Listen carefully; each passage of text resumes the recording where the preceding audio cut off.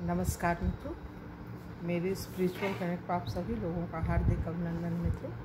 आज मैं आप लोगों को नारद भक्ति सूत्र के अंतर्गत 7वें नंबर के सूत्र के बारे में बताने वाला हूँ तो उसको ध्यान से सुनिए। तो चलिए हम लोग शुरू करते हैं नारद भक्ति सूत्र के बारे में। सूत्र नंबर 7। शुद्ध भक्तिमय सेवा के प्रतिपादन में काम वासना का कोई प्रश्न नहीं, क्योंकि उसमें सब भौतिक क्रियाओं का त्याग होता है। इसका अर्थ है शुद्ध भक्तिमय सेवा में इंद्रिय तृप्ति का कोई प्रश्न नहीं। कुछ लोग कृष्ण एवं गोपियों के परस्पर प्रेम प्रसंगों को भ्रम व साधारण इंद्रिय तृप्ति की क्रियाएं समझते हैं, किंतु ये प्रसंग काम वासना युक्त नहीं, क्योंकि उनमें कोई भौतिक दूषण नहीं है, जैसा रूप गोस्वामी ने अपने भक्ति रसामृत सिंधु में बताया है। यद्यपि गोपियों के कृष्ण के साथ संबंध कई लोगों द्वारा भ्रमवश काम वासना कहे जाते हैं, तथापि महात्मागण तथा उद्धव सदृश संत जन कृष्ण के साथ इन्हीं प्रेम प्रसंगों की वांछा करते, मतलब इच्छा करते हैं।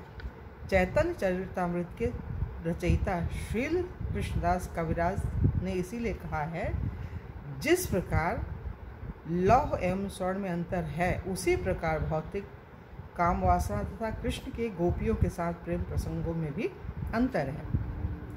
यद्यपि ऐसे प्रेम प्रसंग कभी कभी भौतिक काम वासना जैसे प्रतीत हो सकते हैं, तथापि उनमें निम्नलिखित भेद हैं। जैसे निजी इंद्रियों की संतुष्टि की इच्छा काम कहलाती है, जबकि कृष्ण की इंद्रियों की संतुष्टि की इच्छा प्रेम कहलाती है। निर्विशेषवादी कृष्ण की इंद्रियों की संतुष्टि का सिद्धांत नहीं समझ सकते, क्योंकि वे भगवान के व्यक्तित्व को अस्वीकार करते हैं।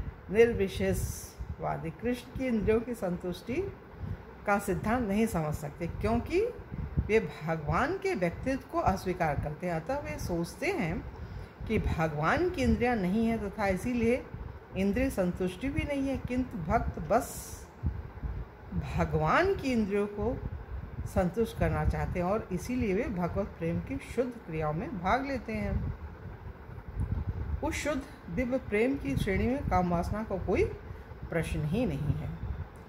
काम वासना इंद्रिय तृप्ति हेतु सकाम कर्म पहुंचाती है।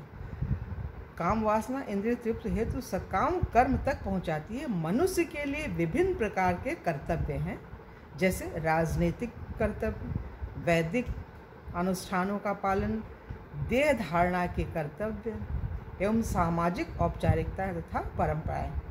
किंतु ये सब क्रियाएं व्यक्ति की निज इंद्रियों की संतुष्टि की ओर लक्षित रहती हैं, किंतु गोपियां केवल कृष्ण की इंद्रियों की संतुष्टि चाहती थी, तथा इसलिए उन्होंने संबंधियों अथवा पतियों के उल्लंघनों की चिंता न करते हुए सामाजिक बंधन का पारंपरिक मार्ग पूर्णतः त्याग दिया। उन्होंने कृष्ण की संतुष्टि हेतु सब कुछ न्यौछावर कर दिया और दिखा दिया कि कृष्ण के प्रति उनकी दृढ़ आसक्ति धुले श्वेत वस्त्र के समान निर्मल है। यह कहा जाता है कि जब प्रेमी एवं प्रेमास्पद के बीच दाम्पत्य प्रेम विनाश के बिंदु तक पहुंचकर भी विनष्ट नहीं होता, तो ऐसा संबंध शुद्ध प्रेम कहलाता है।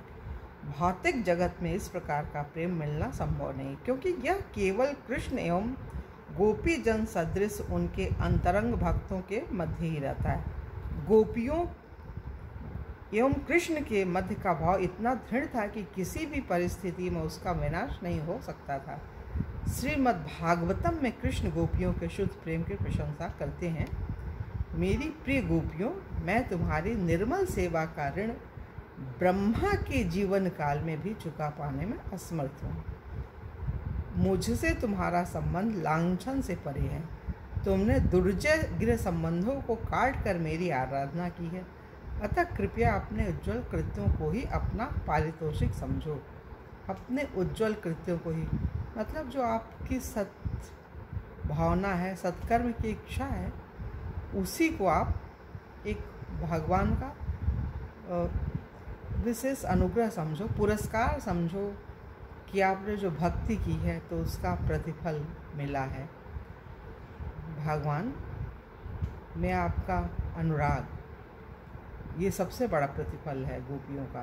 भगवान के कृष्ण के प्रति अनुराग का होना सबसे बड़ा पारितोषिक हो सकता है किसी भी भगवत प्रेमी के लिए। किसी भी व्यक्ति, किसी संसारी जो हम लोग हैं, किसी के लिए भी सबसे बड़ा वो पारितोषिक होता है और होना भी चाहिए। भक्ति का प्रतिफल भगवान देते हैं और वो भक्त जो है स्वयं संतुष्ट होता है और दूसरों को भी संतोष देता है।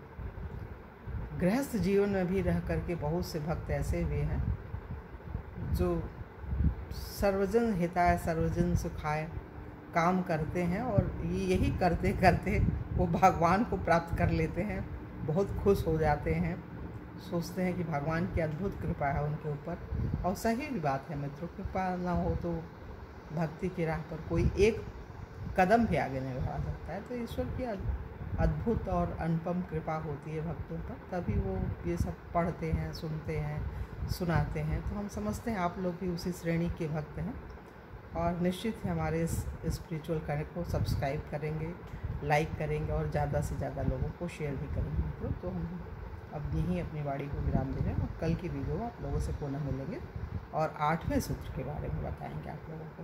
तब तक के लिए जय हिंद, जय भारत, ओम शांति, ओम शांति, ओम शांति।